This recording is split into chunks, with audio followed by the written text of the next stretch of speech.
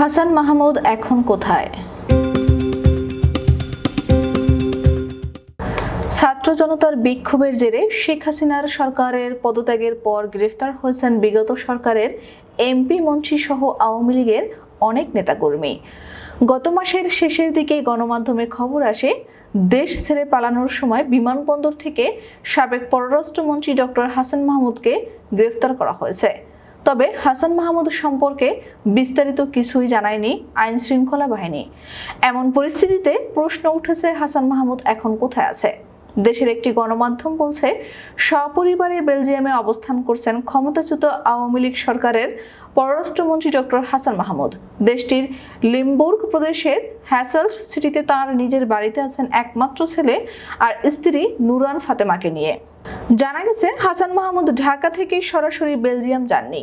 এমিরাতের ফ্লাইটে তিনি দুবাই হয়ে প্রথম জার্মানির ডেসেলড্রফ বিমানবন্দরে যান গত 26 আগস্ট বিকেল 2:45টায়। সেখান থেকে সড়ক পথে গাড়ি চালিয়ে তাকে বেলজিয়ামের বাড়িতে পৌঁছে দেন জার্মান শাখার আওয়ামী লীগের সাধারণ সম্পাদক মোবারক আলী ভূঁইয়া বকুল।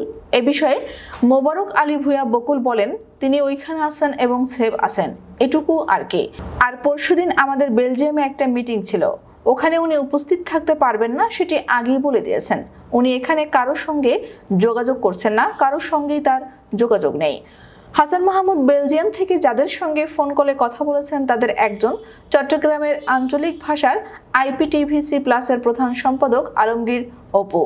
তার সঙ্গে গত 31 আগস্ট রাত 10:27 টানা 15 মিনিট কথা বলেন সাবেক এই পররাষ্ট্রমন্ত্রী। এই সময় নিজের আক্রোশ থেকে কিছুদিন C প্লাসের সম্প্রচার বন্ধ রাখার জন্য দুঃখ প্রকাশ করেন বলে জানান অপু।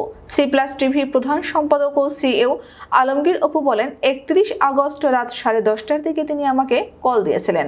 কল দিয়ে উনি হয়তো ওনার ভুল বুঝতে পেরেছেন এবং বুঝতে পেরে উনি আমাকে কল করে অনেকগুলো কথার ভেতরে উনি বারবার দুঃখ প্রকাশ করেছেন। এটার জন্য উনি লজ্জিত।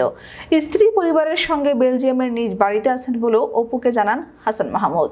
দেশ ছাড়লেও সরকার পতনের পর হাসান মাহমুদের বিরুদ্ধে ঢাকা, চট্টগ্রামে অনেকগুলো হত্যা মামলা হয়েছে।